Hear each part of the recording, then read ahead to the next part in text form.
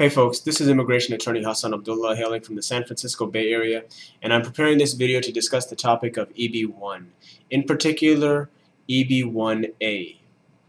I've had success in each of these categories from EB1A, B, and C. I'm proud to say that I've got them all under my belt, and I've handled some difficult cases in each of these areas. Now, EB1A, that is the one that is the most difficult to qualify for. This video is kind of geared towards people who might qualify for EB1B because they're outstanding researchers or professors, but they might not have an employer. So the only option they might have is EB1A.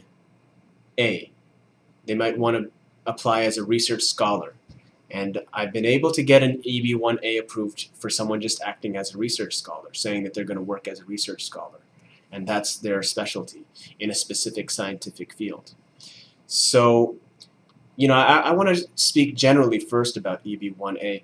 First of all, I remember once upon a time when I was a student in law school, I took an immigration law class. And in that immigration law class, we covered the gamut, just a broad coverage of immigration law. And when we got to the section discussing employment-based immigration, our professor brought a friend of hers, an attorney, a well-known attorney, a good reputation, definitely a good reputation, successful attorney, came to our classroom and gave a lecture on employment-based immigration. When she was discussing EB1A, the impression that I got from this attorney, this professional attorney, was EB1A is reserved for people who are famous. That's basically the impression I got. The statutory language does say something to the effect of the top percentage of people, the people who have reached to the very top of their field of endeavor, the top percentage of their field. Those top 1%, 2%, 3% of their field, these are the people who can get EB1A. You have to establish yourself as that. And I distinctly remember that attorney saying that, guys, it's really tough. And to get this, think Roger Federer if you're trying to get this EB1 for an athlete. And I thought, wow, really? Roger Federer was #1 at the time. I think she was giving us the idea and the perception that you definitely have to be someone famous, well-known, at least within your field. If someone expresses your name, the majority of people in your field would know who you are by name. So that was the standard that I felt was, and as I entered the profession as an attorney, that's what I was going in with, that frame of mind with respect to EB1A. So when I started my career, I was pretty reluctant to take EB1A cases. But now I would say I know better, because I've had success in EB1A where the case was someone who was not famous. I even asked my client, look, if someone were to say your name and, in your field, let's just say, he's a member of an organization in the field, like, for example, AILA attorneys, American Immigration Lawyers. Let's just say you're doing that. If someone mentions my name, right, I'm not famous. I'm just, I'm an attorney, but I'm not a famous attorney. Very few people are, especially in the field of law. And I asked him, in your field of science, and I can't say exactly because I have to protect my client's confidentiality, would people know your name in your organization that you're in? And if I mention your name, are they going to say, oh, yeah, he's done this, this, and that, and he's breaking new ground in this field? And he said, no, but come on, I just want to give it a chance. And I told this client, your chances are not very high. You would have a good chance with EB1B, but not EB1A. He had a good citation record. He published, his name was mentioned as a co-author, so he had authorship of scholarly articles, as pretty much most PhD graduates, people with PhDs, will have. and he had a good citation record, and he also acted as a reviewer. And a lot of people who have PhD have that. And if you're listening and you have that on your record, you might be close to, and potentially, you might be an EB1A category candidate.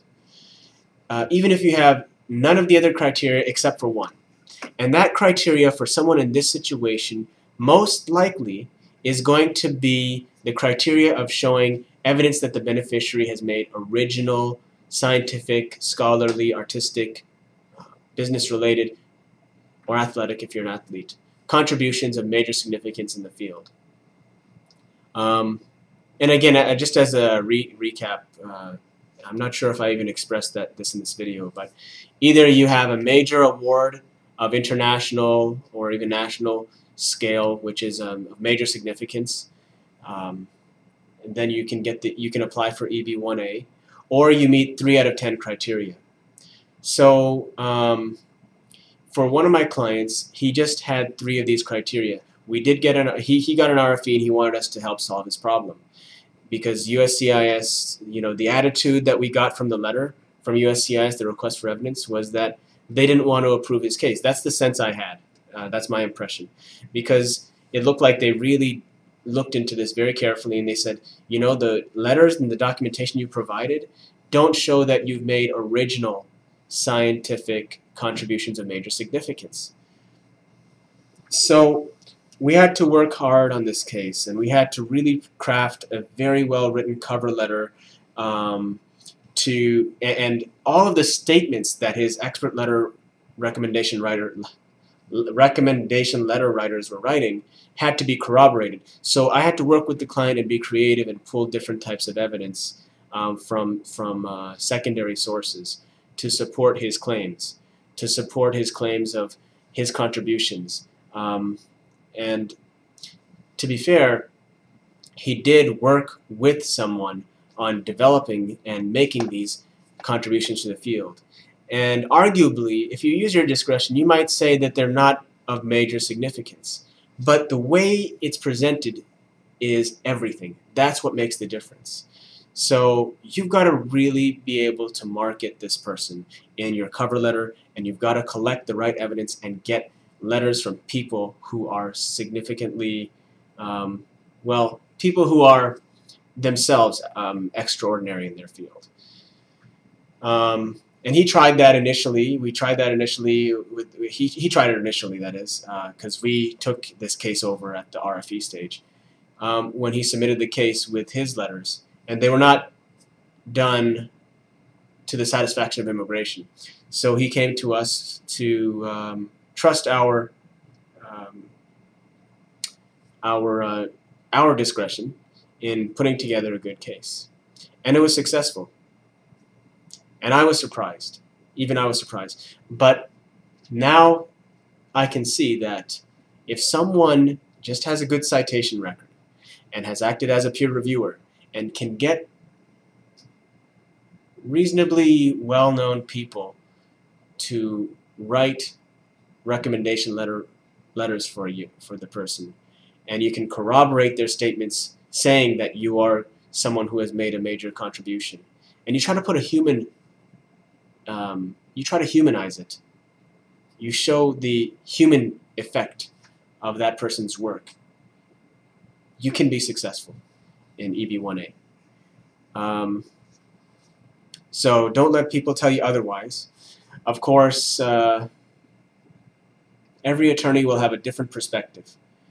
I tend to be quite conservative, but I think when you push the envelope, when you try cases which you feel are kind of close to the edge, and you get them approved, you get a better sense of what the fringes are and what the tolerances are that immigration might have.